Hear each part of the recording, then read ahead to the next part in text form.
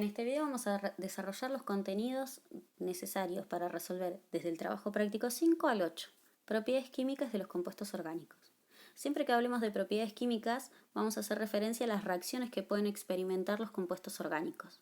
Tenemos que entender a las reacciones como una reestructuración de átomos o una reorganización. ¿Qué significa? Que los enlaces que mantienen unidos a los átomos de los reactivos se van a romper, los átomos se van a combinar de manera diferente, van a formar nuevos enlaces y van a dar origen a los productos. ¿Cuáles son los enlaces que se van a romper? Nosotros tenemos que pensar los enlaces en función de estabilidad. Siempre se va a romper el enlace más inestable. ¿Cómo puedo saber cuál es el enlace más inestable? En este caso, tenemos que analizar los valores necesarios para que se mantenga unido ese enlace. En este cuadro nosotros podemos ver que hay distintos valores de enlace. Si comparamos el enlace simple carbono-carbono con el enlace doble, vemos que en la tercera columna, que habla de kilojoule por mol o kilocaloría, cualquiera de las dos, vemos que para el doble enlace el valor es mucho mayor que para el enlace simple. ¿Eso qué significa? Que el doble enlace es más inestable, ¿sí? Por lo tanto es el enlace más fácil de romper, más reactivo. ¿Por qué es importante saber cuáles son los enlaces que se van a romper o cómo se va a producir una reacción? Porque a partir de conocer lo que nosotros llamamos mecanismo de reacción, que es cómo se produce una reacción, a mí me permite sintetizar o formar nuevos productos a partir de conocer cuál es el mecanismo. ¿Cuáles son las reacciones que vamos a trabajar? Sustitución, adición y oxidación. En una reacción de sustitución, un átomo se reemplaza por otro. ¿Cuáles son los compuestos que experimentan esta reacción? Alcanos y cicloalcanos. ¿Qué tipo de mecanismo general se produce? Un átomo de hidrógeno del alcano o del cicloalcano se sustituye por un átomo de halógeno. En las reacciones de adición, en este caso que la experimentan los alquenos, ¿qué es lo que se produce? Se produce la ruptura del doble enlace y a esos carbonos que formaban parte del doble enlace se le van a adicionar una serie de átomos. Pueden ser un hidrógeno, puede ser un halógeno, puede ser un hidrógeno y un halógeno. La oxidación, que puede ser débil o fuerte, la experimentan los alquenos y los alcoholes y va a dar origen a distintos compuestos. Lo que nosotros tenemos que tener en cuenta en la oxidación, no vamos a entrar en detalle cómo se produce, sino que qué es lo que se obtiene cuando se oxida, por ejemplo, un alqueno, qué es lo que se obtiene cuando se oxida un alcohol, primario, secundario, terciario. Si nos focalizamos solo en la reacción de sustitución, tenemos que ver qué es lo que pasa.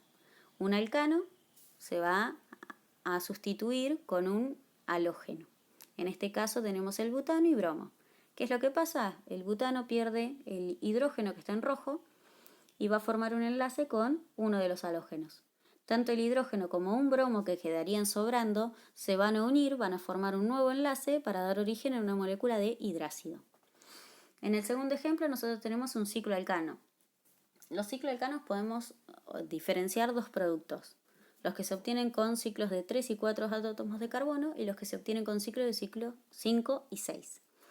Cuando el ciclo tiene 3 o 4, la reacción de sustitución lo que provoca es una ruptura del ciclo. Es decir, el ciclo se abre, forma una cadena abierta y en cada uno de esos carbonos que formaban parte de ese enlace, en este caso marcado en rojo que es el que se rompe, se le va a unir una molécula de halógeno. Por lo tanto, el producto que se obtiene es un alcano doblemente halogenado. ¿Por qué un alcano? Porque todos los enlaces son simples. ¿Por qué doblemente halogenado? Porque en la cadena tiene unidos dos átomos de halógeno. En cambio, la reacción de sustitución, cuando el alcano o el cicloalcano tiene 5 o 6 átomos de carbono, es diferente. Lo que va a pasar en el ciclo es que uno de esos carbonos, cualquiera, porque todos son iguales, va a perder un hidrógeno. Ese carbono que perdió ese hidrógeno va a captar un átomo de halógeno. Tanto el hidrógeno que perdió como el halógeno, el átomo de halógeno sobrante, van a unirse y van a formar un hidrácido. En este caso el producto es un ciclo, porque todos los alcanos están unidos formando una cadena cerrada, halogenado porque uno de esos carbonos está unido a un halógeno y un hidrácido. Las reacciones de adición dijimos que se rompe el doble enlace y se une a cada uno de esos carbonos un átomo. Cuando es con hidrógeno, se rompe el doble enlace y a cada carbono se le une un hidrógeno y obtenemos un alcano. Si reacción de adición se produce con una molécula de halógeno, a cada carbono se le va a unir, en este caso en vez del hidrógeno, un halógeno. Y si es con una molécula de hidrácido, en este caso se rompe el doble enlace y a cada carbono se le va a unir por un lado el hidrógeno y por el otro lado el bromo. Hay una regla, un procedimiento que se llama la regla de Markovnikov, que me dice a qué carbono se va a unir el hidrógeno y a qué carbono se va a unir el bromo. En este caso, dice que el bromo se va a unir al átomo con menos hidrógenos y el hidrógeno se va a unir al átomo con más hidrógenos, es decir, al carbono más hidrogenado, el hidrógeno, y el halógeno, el carbono menos halogenado. En este caso, como los dos son CH2, los dos carbonos que formaban parte del enlace son CH2, es indistinto, se puede unir a cualquiera. Si hay uno que tiene más hidrógenos que otro, ahí tenemos que tener en cuenta la regla de Markovnikov. Pasamos a la oxidación de alquenos. Yo dije que no vamos a entrar en detalle a cómo es el mecanismo por el cual se oxida, sino cuál es el producto que se obtiene de la oxidación. En este caso, en la oxidación de alquenos se rompe el doble enlace y en esos dos carbonos que formaban parte del doble enlace se une un grupo funcional OH, es decir, que un alqueno se oxida a un alcohol. En este caso es un diol. ¿Por qué? Porque en la misma cadena hay dos grupos funcionales iguales.